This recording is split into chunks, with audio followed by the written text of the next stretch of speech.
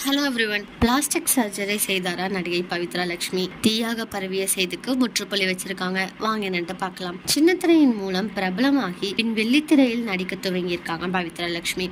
இவர் cook with கோமாளி நிகழ்ச்சியில் போட்டியாளராக பங்கேற்றுள்ளார். சதீஷ் ஹீரோவாக நடித்த நாய்சேகர் படத்தில் ஹீரோயினியாக நடிச்சிருக்காங்க.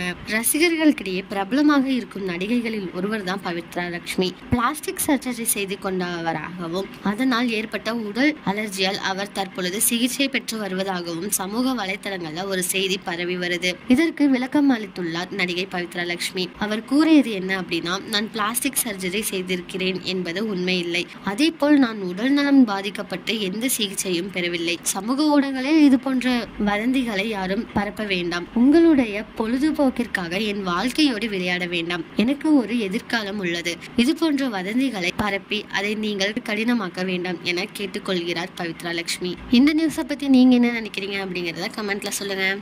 இதே மாதிரி லேட்டஸ்ட் சினிமா நியூஸ் அப்டேட்க்கு இந்த சேனலை சப்ஸ்கிரைப் பண்ணிக்கோங்க.